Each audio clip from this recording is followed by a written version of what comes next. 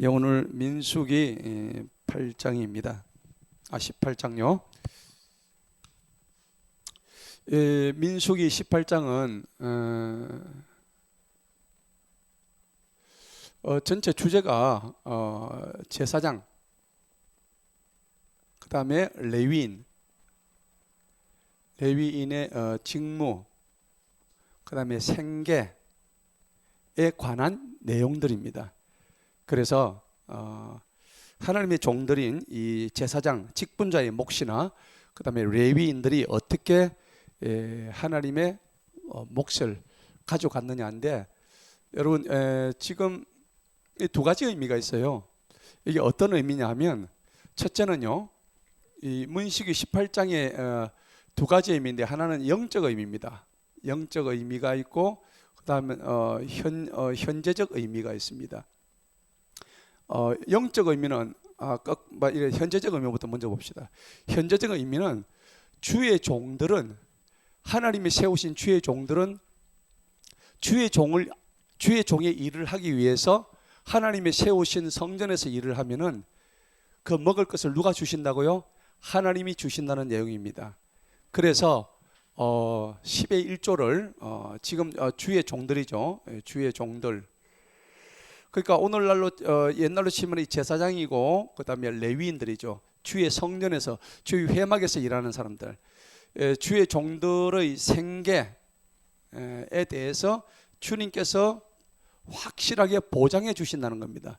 주의 종들이 먹는 거, 먹고 마시는 것 때문에 걱정이 돼가지고 이거 일하면서 밖에 나가서 대리운전하고, 그 다음에 또 삶에 있어서 굉장히 이것 때문에 근심이 돼가지고 하나님의 말씀을 제대로 전하지 못한다면 하나님 입장에서도 굉장히 마음이 아프시겠죠. 성도들도 마음이 아파요. 그래서 주의 종들의 생계를 책임지는 그런 의미에서 이제 우리가 현재적인 의미로 볼 수 있고요. 그 다음에 이제 영적인 의미입니다. 이 주의 종들의 생계라는 측면도 있지만은, 우리가 신약 시대에 들어오면 사실은 우리가 다 주의 종들입니다. 아멘? 목회자만 주의 종이 아니고 우리 전체 다가 주의 종들입니다.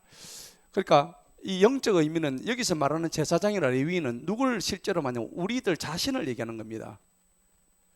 이해가시죠?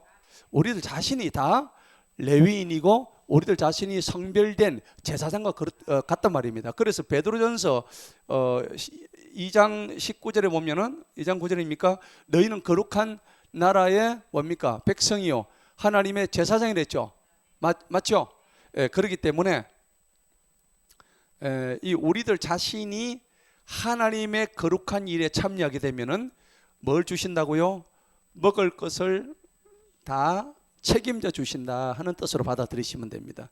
그래서 민수기 18장은 두 가지 의미인데, 실제적인 의미와 이렇게 영적인 의미로 나누어서 생각해 볼 수 있다 하는 것입니다. 그리고 이제 직분자의 몫과 이 직무해야 할 일들이 뭐냐? 그러니까 주로 이제 이 생계를 책임지기 위해서 하나님께서 하라고 하시는 일들이 뭐냐면 성막, 다시 말하면 회막이죠. 성막에서의 봉사입니다. 그 다음에 예배를 어떻게 하면 하나님 앞에 드릴 것인가. 사실은 이게 제사장의 일이지만은 이게 사실은 우리들 모두의 일입니다. 그렇죠? 제사장만 하는 게 아니에요.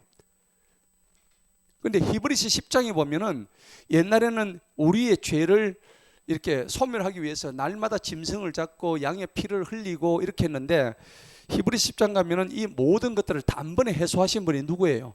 예수 그리스도란 말이에요. 예수님이시는 거예요.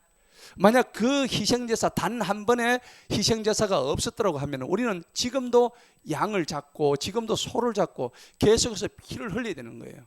근데 단번에 예수님께서 자신이 죽으심으로 인해 가지고 우리를 다 대속하셨다는 사실인데, 자, 그렇게 하기 위해서는 우리가 이 성막과 회막에서 어떠한 봉사를 해야 되는가, 우리는 어떻게 예배를 드려야 될 것인가에 대해서 이렇게 이제 구체적으로 말씀을 하고 있는 거예요. 자, 그런 의미에서 보자면 이거는 뭐라 그럴까요? 인류 역사, 인류의 구속사적인 의미입니다. 인류의 구속사적인 의미가 있습니다. 이 구속사적인 의미란 것은 결국은 우리를 어떻게 대속하셨는가, 대제사장이신 예수 그리스도께서 이 민수기 18장에서 말하는 제사장과 레위인의 역할을 통해서 우리에게 미리 예표하고 있다는 것을 아셔야 됩니다. 자, 그런 관점에서 보도록 하겠습니다. 자, 1절을 보십시다. 주님께서 아론에게 말씀하시기를, 자, 여러분들 지금 계속해서 민수기 17장, 16장 계속 나오는데 17장에는 우리가 뭘 배웠습니까? 아론의 쌍난 지팡이 배웠죠. 그렇죠.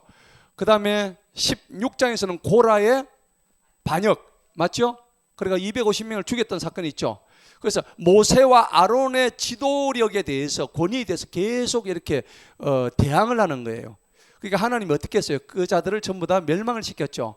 멸망을 시키면서 아론에게는 쌍난 지팡이의 모습을 보여주시면서 너희들은 아론의 권위에 순종해라 라고 하나님께서 직접 말씀하시는 부분이 나오는데, 이때까지는 여러분들 지금 특징적으로 민수기 17장까지는 보면 하나님께서 모세에게 말씀하시기를 돼 있습니다.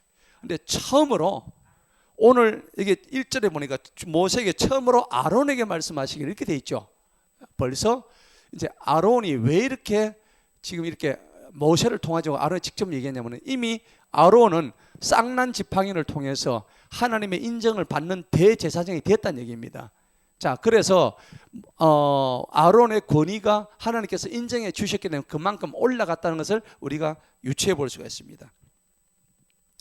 자, 너와 네 아들과 네 소행한 성소의 죄악과 너희 또 제사장 직분의 죄악을 담당해라.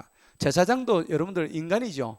로마서 3장 10절에 보면 의인은 없나니 단 하나도 없다 그랬죠. 제사장도 인간이에요. 그리고 제사장들도 다 거기서 하나님의 뜻에 반해서 죄를 지을 수 있기 때문에 그 죄들을 이 제사장들이 전부 다 담당을 해라 하는 겁니다.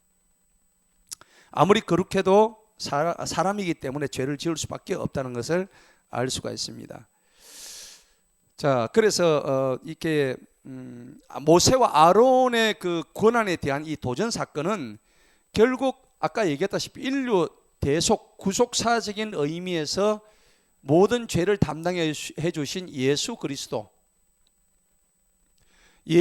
그리스도의 어떤 그 권능, 그 다음에 권위, 이것들을 사실은 예표하고 있는 거죠. 모세와 아론을 대입시켜서 예수 그리스도의 권능과 권위를 갖다가 모세와 아론을 통해서 미리 보여준다는 의미가 있습니다. 자, 그러니까 이게 영적 권위와 질서를 의미하는 것입니다. 자, 그 다음에 쭉 내려갑시다. 3절 성소의 책무를 지켜라는 얘기, 4절은 회중의 성막의 책무를 또 지켜라. 그 다음에 5절에도 성소의 책무, 제단의 책무, 이걸 또 지켜라. 자, 같은 얘기입니다. 그 다음에 너희 형제 6절에 보니까는 너희 형제 레위 사람들의 주를 위한 예물은 너희에게 주어 회중의 성막을 섬기는 일을 해라. 섬김. 자, 이제 여기서 보니까 섬기는 문제가 나오죠. 섬기는 문제. 자, 7절 보십시다. 그러므로 너와 네 아들들은 제단의 모든 일과 희장 안의 모든 일을 위하여 제사장 직분을 지키고 너희는 섬길지니라. 내가 너희에게 제사장의 직분을 섬기는 뭘로 주셨어요? 선물로 주는데. 예. 여러분, 이 섬김은요, 영어로 서비스죠. 서비스. 그렇죠. 또 섬김을 다른 말로 서번트십이라고 그래요. 서번트십이라고 그래요. 예. 바다 좀 끄지.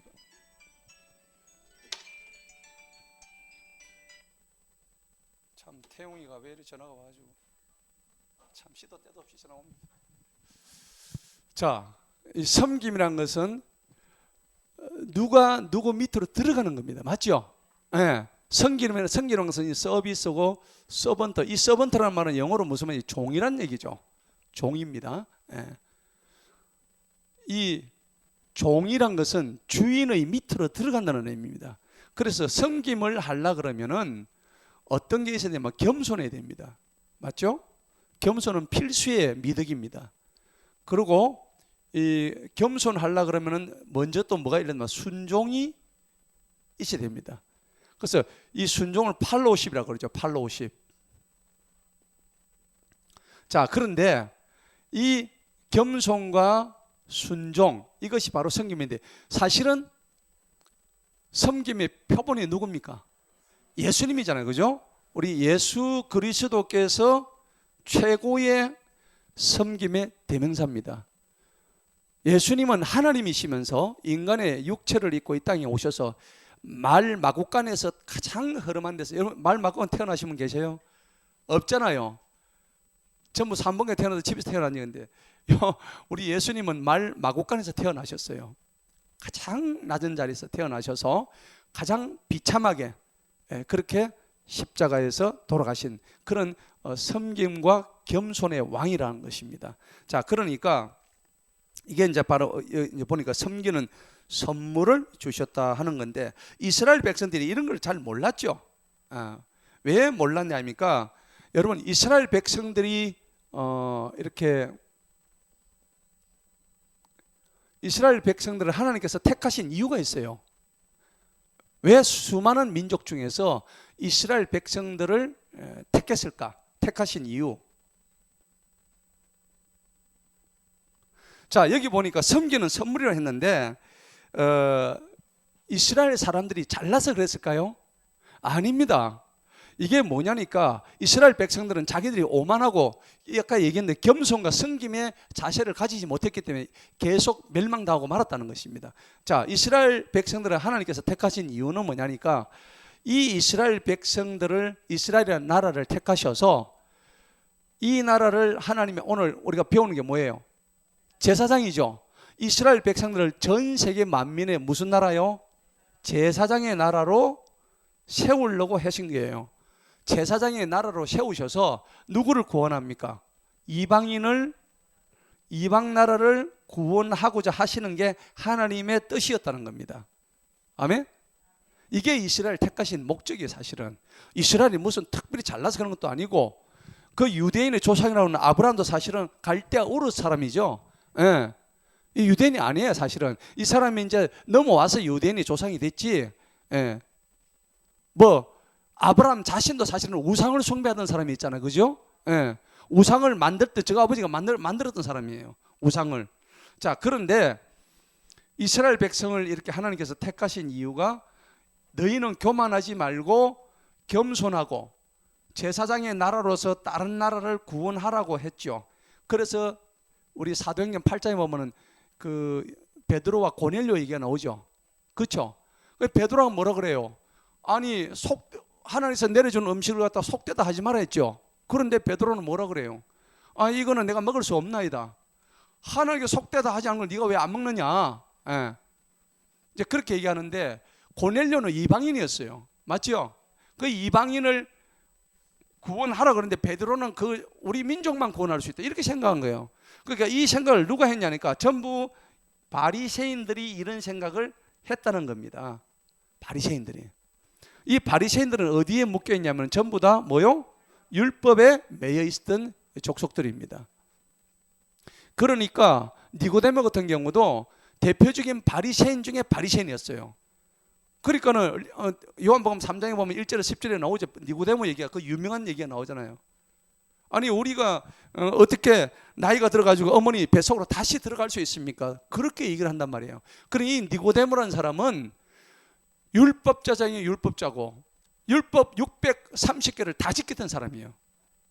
그렇게 율법적으로 가장 선한 사람이었어요. 근데 진짜로 영적으로 보자면은, 저와 여러분들은 거듭난다는 얘기가 엄마 뱃속으로 들어가는 게 아니라는 걸 아시잖아.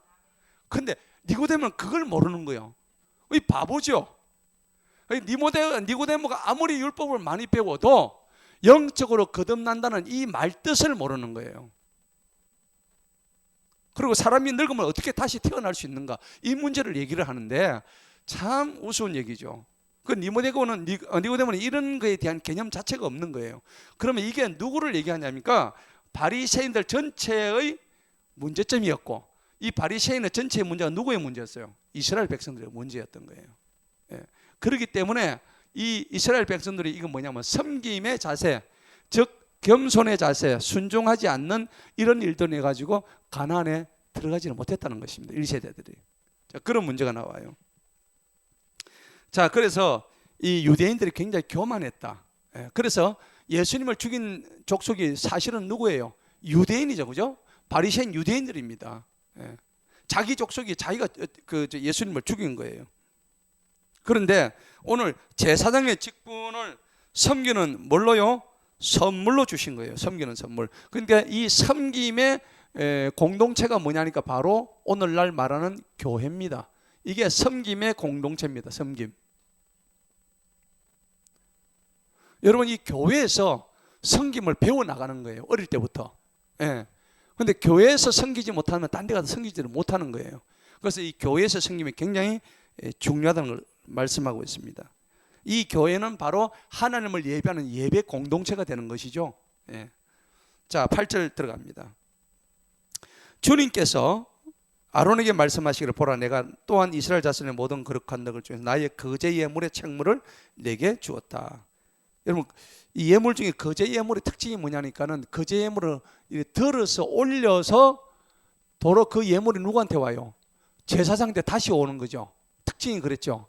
거제 예물은, 번제 예물은 전부 다 홀라당 다 태우죠. 가죽만 빼고. 그런데 거제 예물은 흔들어서, 요제는 앞뒤로 하는데 거제는 들어서 위로 올리는데, 이 예물을 먼저 하나님께 드렸다가 하나님이 내가 받으니까 도로 니 해라, 이런 거거든요. 맞죠? 이 거제 예물의 책물이 바로 제사장이나 레위인한테 주어진 책물한 얘기입니다. 자, 그래서 거제 예물의 책물을 네게 주었으며, 오늘 하나님께서 아론에게 이 책물을 주셨대요. 또 네가 기름 부음 받았으므로 인하여. 자, 기름 부음 받은 것은 어노인팅, 굉장히 중요한 의미입니다. 예수님이 예수 그리스도의 뜻이, 예수는 저들을 죄에서 구원했다, 이런 뜻이고, 그리스도는 성령의 기름 부으심 받은 자라는 뜻입니다. 자, 그래서 이 기름 부음 받았다는 것은 뭐냐니까, 예수님 사역의 원천이 성령의 기름 부으심을 받음을 통해서 이루어지고 있다는 사실을 알 수가 있거든요. 자, 그래서 이사야 61장에 보면 어떻게 성령을 받는지 한번 보십시다. 이사야 61장.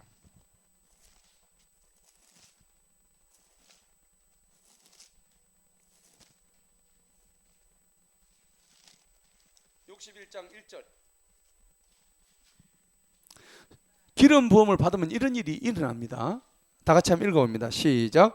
주 하나님의 영께서 내게 임하였으니 이는 주님께서 내게 기름을 부으셔서 온유한 자들에게 기쁜 소식들을 전파하게 하셨으며, 그분께서 나를 보내셔서 마음이 상한 자를 싸매고 포로된 자들에게 자유를, 갇힌 자들에게 노임을 선포하며. 그렇게 있죠.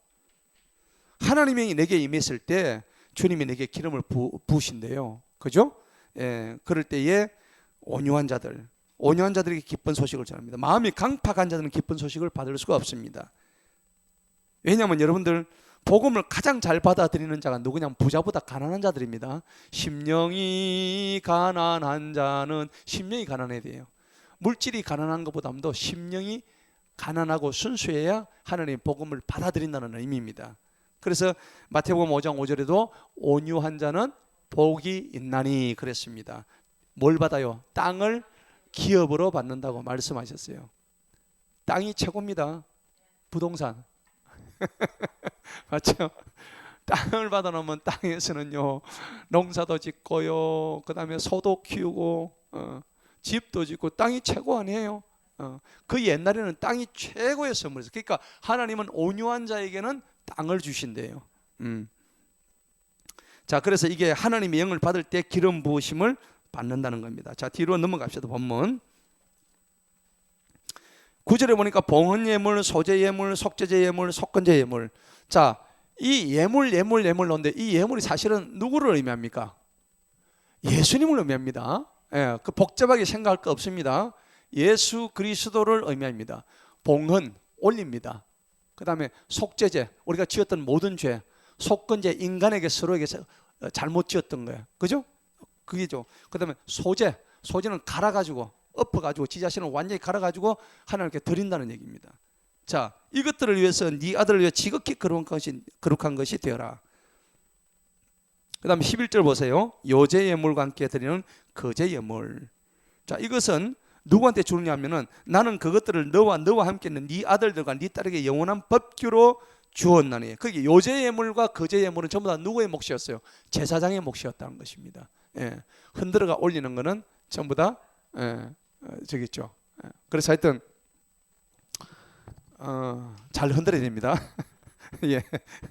자, 12절. 가장 좋은 모든 기름과 가장 좋은 모든 포도즙과 곡식과 그들이 주께 드리는 그들의 첫 열매를 내가 네게 주었느니라. 그들이 주께 가져오는 그 땅에 처음 익은 것은 무엇이든지 네 것이 되었다. 여러분들, 처음 익은 것을 왜 제사장이 주었을까요? 이유가 있습니다. 처음 것을 하나님께 드리는 이유가 뭐냐니까요. 계시록 21장 16절에 보면 나는 알파와 오메가요 처음과 마지막이다 그랬거든요. 처음이신 분이 누구예요? 하나님이시잖아요. 맞죠? 그래서 처음은 누구 거냐면 원래 하나님이란 말입니다. 그래서 모든 초태생은 전부 다 누구의 것요? 하나님의 것입니다. 그럼 중간 것은 하나님의 것이 아닐까요? 다 몽땅 다 하나님의 것인데 특별히 처음 난 것을 하나님께서 기뻐 받으신다 하는 그런 영적인 의미가 있습니다. 그리고 여러분들 처음 난 것을 드릴 때 여러분들의 마음이 어때요? 밥 먹다가 첫 공기 아버지는 드립니까? 안 그러면 한 숟가락 떠먹고 중간 걸 아버지 에이 참 불효죠. 그죠? 예. 그 먹던 걸 어떻게 줍니까? 그죠? 그 아니지. 그래서 손님이 오면은 자기 먹던 밥 중간 밥을 가지고 들으시면 안 되잖아요. 그러니까 하나님한테 뭘 드려요? 처음 거, 첫 초태생을 드린다는 의미입니다. 자, 그렇게 하시면 됩니다. 자, 그들이 주께 가져오는 것 땅에 처음 익은 거. 그래서 땅에서 난 그 당시에 첫 성물을 하나님께 드리지 않은 사람은 하나님을 조롱하는 자입니다. 그런데 하나님은요 조롱 받으실 분이 아니시죠? 아멘. 예. 형이 전화하더만은 왔네. 일로 앉아. 일로 와. 말로 전화하고 그냥 오지. 그래 잘 왔다. 자, 그래서 자 14절 그런데 보세요. 이스라엘에서 온전히 들어진 모든 것은 다 네 것이 되리라. 왜 온전히 들어진 것은 뭐냐니까 이 온전히 들어졌다는 것은 처음 것을 의미합니다. 처음에 온전하게 들어진 이 모든 것은 누구 거예요? 레위인 제사장 거란 말입니다. 이게 다 네 거란 얘기입니다. 그러니까 여러분 레위인과 제사장들은 직업이 있었어요 없었어요? 12지파 중에서 유일하게 땅을 상속받지 못했던 지파가 어디예요? 레위 지파입니다. 그죠? 알아요? 그렇죠. 자, 그래서 레위 지파는 땅을 상속으로 못 받았어요. 그러면 땅이 없다는 것은 굶어 죽는 걸 의미하죠. 그런데 하나님이 굶어 죽게 하셨어요? 아닙니다. 나머지 11개 지파에서 나는 소출들 그 중에서 10의 1을 갖다가 전부 다 누구에게? 레위인들에게 가져온 거예요. 자, 그래서 하나님은 여호와의 성전에서 일하는 자에게 이렇게 일을 행해 주셨다는 겁니다. 자, 봅시다. 몇 절이죠? 14절, 14절입니다. 그 다음에 15절 그들이 주께 가져오는 모든 육체에 태어나는 모든 것은 그것이 사람이든지 짐승이 네 것이 되리라. 그럼에도 불구하고 사람의 처음 난 것은 네가 반드시 대속할 것이며 부정한 짐승들의 첫배 새끼도 대속해라. 자, 여러분들 이 첫배 새끼라는 것은 처음 난 것들은 뭐냐니까 결국은 대속물입니다. 대속물. 하나님을 향한 모든 죄악을 대속하는 하나의 희생양이다 하는 것을 우리가 알 수 있습니다. 그러니 드릴 때 17절 보세요. 화제로 드리기도 하고 18절에 또 요제로 더 드립니다. 19절에는 거제 예물로 드리는데 19절 보세요. 이스라엘 자손이 주께 드리는 거룩한 것들 중에서 모든 거제 예물은 내가 너와 또 너와 함께는 네 아들들과 딸 영원한 법궤로 주었나니 그것은 주 앞에서 너와 함께 있는 내 씨에게 영원한 무슨 언약요? 소금의 언약이다. 자, 여러분들 성경에 보면 언약이 여러 가지가 나오죠. 기억나시는 대로 얘기해 보세요. 어떤 겁니까? 창세기 보면요 15장입니까? 노아는 그때 노아가 나올 때 홍수가 끝나고 났는데 하나님 무슨 언약 보여요? 창세기 15장에 무지개 언약이 있습니다. 맞죠? 이번에 우리가 제주도 갔는데 공항에 딱 내린데 이런 무지개가 확 핀 거예요.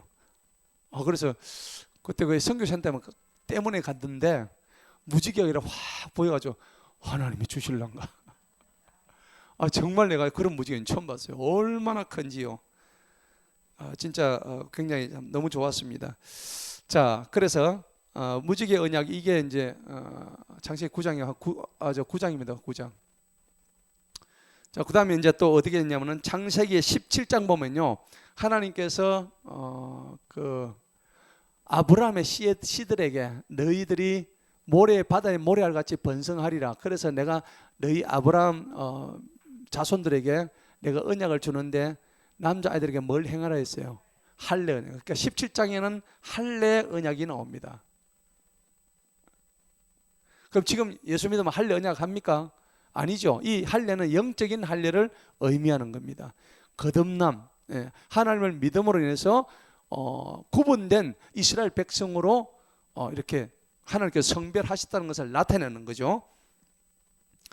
자, 이래서 이 언약은 소금 언약, 무지개 언약, 또 혹은 할례 언약 이렇게 크게 한 세 가지로 나눌 수가 있습니다. 그런데 왜 소금의 언약이라고 얘기했는가 우리가 한번 생각을 해봐야 됩니다.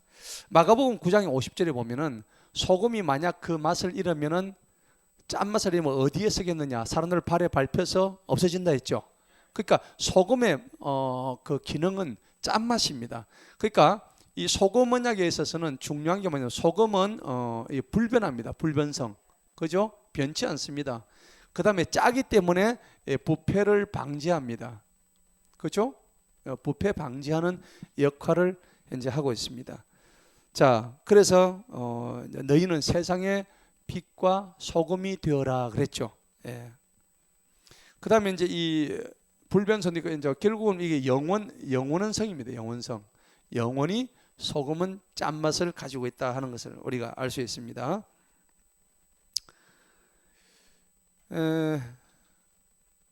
그리고 이제 이 레위기 2장에 보니까는 이 소금 언약에 대해서 뭐라고 하냐면 소재물에 대해서 소금을 집어넣으라 그런 얘기가 있습니다. 그리고 이제 역대하 13장 5절에 보니까는 다윗에게 주신 소금 언약이 나오는데 그것도 소금에 대한 언약입니다. 이렇게 소금 언약은 곳곳에서 성경에서는 아주 요긴하게 쓰여 있는 언약 중에 하나입니다. 그런데 오늘 이스라엘 자손이 죽게 드리는 거룩한 것 중에서 구분된 그것을 레위인과 제사장에 주겠다는 것이 바로 소금의 언약입니다. 생계를 보장해 주겠다는 겁니다. 자, 여러분 예배에는요 하나님의 보상이 따릅니다. 성전에서 예배하는데 하나님께서 보상해 주지 않는다면은 여러분 어떻게 되겠어요? 그건 아니잖아요. 자, 그래서 복음을 전하는 자는 복음으로 말미암아서 산다고 했습니다, 여러분. 자, 그래서 이게 성전에서 일하는 자들은 하나님이 먹여 주신다는 것입니다. 그래서 신명기도 보니까 밭에서 일하는 소의 입에다가 망을 씌우지 마라 그런 말이 있습니다. 그런데 이 말씀이 고린도전서 9장에 가면 너무 정확하게 나와요. 한번 보십시다.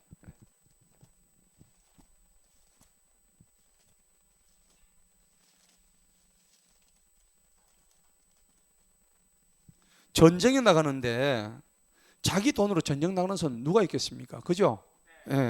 고린도전서 9장의 7절을 보십시다. 누가 어느 때라도 자기 자신의 부담으로 전쟁에 나가겠느냐? 누가 포도원을 만들고 그 열매를 먹지 아니하겠느냐? 누가 양떼를 치고 그 양떼 젖을 치면 그 양떼 젖을 먹어야 되죠. 그죠? 자, 이거는 주님의 성전에 봉사하는데 주님께서 먹여 주신다는 얘기입니다. 자, 내가 사람으로서 이것들을 말하고 있느냐? 율법도 이와 같은 것을 말하지 아니하였느냐? 이는 모세의 율법에 기록된 너는 곡식을 밟아 떠는 소의 입에 망을 씌우지 말라 하시겠느냐? 하나님께서 소들을 염려하신 것이냐? 아니면 오직 우리를 말씀하신 것이냐? 자, 일어났죠. 자, 그래서 13절을 보세요. 읽어봅니다. 시작. 거룩한 것들에 종사하는 사역자들이 성전의 것들로 사는 줄을 너희가 알지 못하느냐? 제단을 섬기는 사람들이 제단과 더불어 참여자들이 된 줄을 너희가 알지 못하느냐. 14절. 이와 같이 주님께서도 복음을 선포하는 자들은 복음으로 살리라 명령하셨는 거야. 명령을 하셨다는 얘기입니다. 자, 그래서 오늘 이 레위인과 제사장에게 주신 이 말씀들이 이 고린도전서에 보니까 9장에서 이런 말들이 계속 이어져 나오죠. 예. 자, 그렇습니다.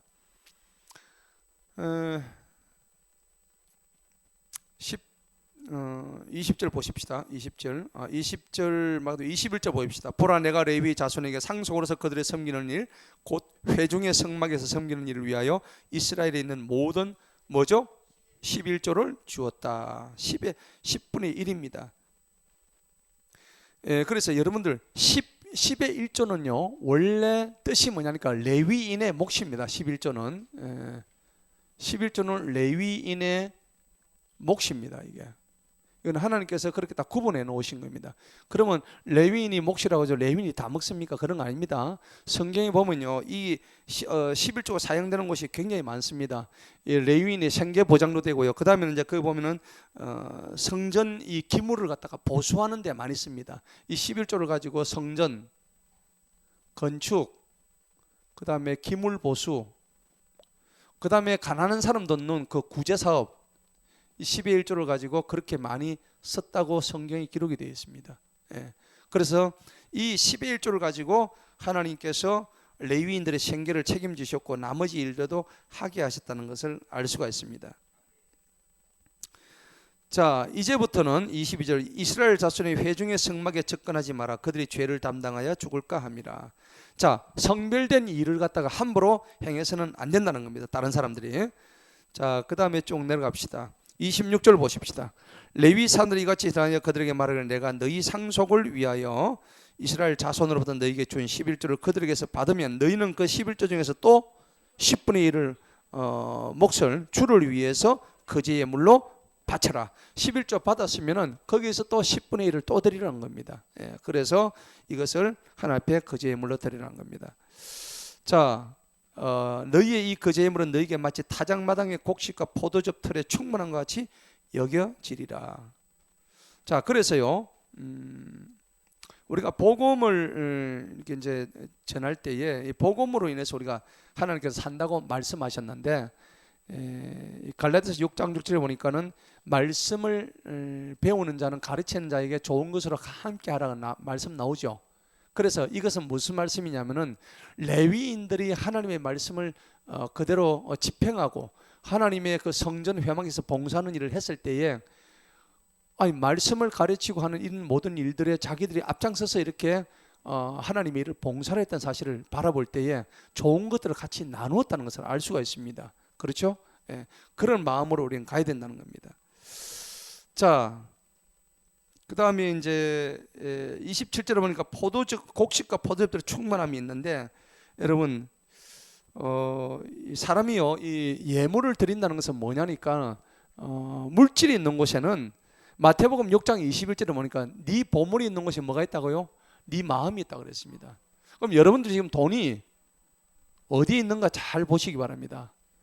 지금 내 돈이 아파트 투자하려고 넣어놨는지, 안 그러면 지금 노름하려고 지금 들어가 있는지, 한쪽에 지갑에 내 돈이 술 마시려고 지금 들어가 있는 돈인지, 이제 그걸 잘 보셔야 되는 거예요. 그러니까 이 돈의 지금 용처, 돈이 지금 어디에 있는가에 따라 가지고 하나님께서 우리의 마음을 살펴보신다는 얘기입니다. 네 보물이 있는 곳에 네 마음이 있다고 마태복음 6장 21절에 그렇게 말씀하시거든요.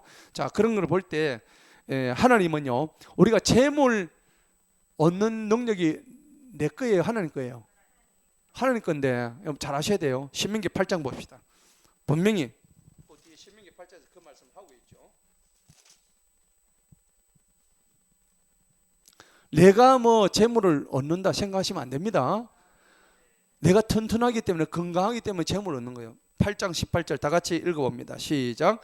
오직 너는 주 너의 하나님을 기억할지니 그분께서 네게 무슨 능력? 재물을 얻은 능력을 주시오 해놨죠. 재물 얻은 능력을 내가 가진 게 아닙니다. 내가 잘나서 내가 똑똑해서 한 게 아니고요.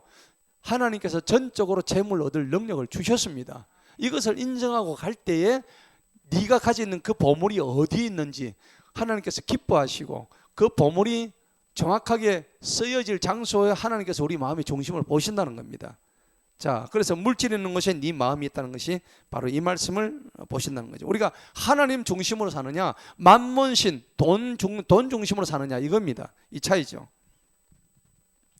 자, 28절 봅니다. 그러므로 너희는 또한 이스라엘 자손에게서 받는 너희 모든 11조에서 주께 거제 예물로 드려 너희는 주의 그 거제 예물을 제사장 아론에게 주어라. 자, 쭉 내려갔어요. 다 같은 말인데 31절 보십시다. 너희와 너희 가족들은 그것을 어디서든지 먹을지니 그것이 회중의 성막 안에서 너희가 섬기는 일에 대한 뭐라고요? 보상입니다. 보상. 여러분, 이 보상이라는 것은 굉장히 중요한 건데, 하나님의 성전에서 일을 했더니 하나님께서 이렇게 보상해 주셨다는 거죠. 자, 그런데 이것을 영적인 의미로 봐야 됩니다. 하나님의 성전은 이제 구약 시대는 이 눈에 보이는 성전이지만 지금은 성전이 어디예요? 내 자신이 성전이죠. 내 자신이 성전이면 이 성전 안에서 내가 하나님을 섬기게 되면 그 보상은 누가 받아요? 내가 받는 거예요. 그죠? 그러면 우리가 받을 최종적인 보상이 뭐예요? 결국 천국 구원의 보상입니다. 할렐루야. 이거 받는 거예요. 예수 믿는 우리 목적이 뭐예요? 이 구원 받는 거 아닐까요? 실컷 믿는 거 구원 못 받으면 뭐 하려고 믿어요? 그죠? 그래서 이 구원에 대한 정확한 이 보상을 우리가 받는다는 것을 알 수가 있고요. 마지막 절 보십시오. 너희가 그것 중에서 가장 좋은 것을 들어 올리게 되면 너희는 그것을 인하여 죄를 담당하지 아니한다. 가장 좋은 것을 들어 올리라는 겁니다. 너희는 이스라엘 자손을 거룩한 예물들을 더럽히지 마라. 이 예물을 더럽힌다는 사실은 예수 그리스도, 이 예물이 바로 예수님이라 하시죠. 예, 상징성입니다. 예수님을 더럽히는 건 마찬가지입니다. 그러니까 이 예물은 항상 아롱지고 다롱진 거 하면 안 되고, 그죠?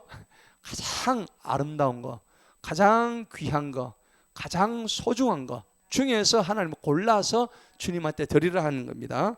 그리하면 너희가 죽지 아니하리라 하는 겁니다. 자, 오늘 말씀의 결론입니다. 우리는 다 영적인 레위인이죠. 맞습니까? 여기 나오는 레위인만 레위인이 아니에요. 우리가 다 사실은 영적 레위인이라고요. 그래서 우리는 영적 레위인이 가지고 있는 섬김의 선물을 우리는 다 받았어요. 아멘? 자, 우리는 다 섬길 수 있어요. 예배로 섬기고요, 봉사로 섬기고, 진정 남을 위해서 내가 낮은 자리로 섬길 수 있다는 것입니다. 그 본을 예수님을 통해서 배우자는 겁니다. 그래서 오늘 민수기 18장은 섬김의 선물을 받아가지고 하나님의 주시는 소금 언약을 가지고, 영원히 불변하는 그 소금 언약을 가지고 대속의 예배를 주님 앞에 올려드리는 거예요.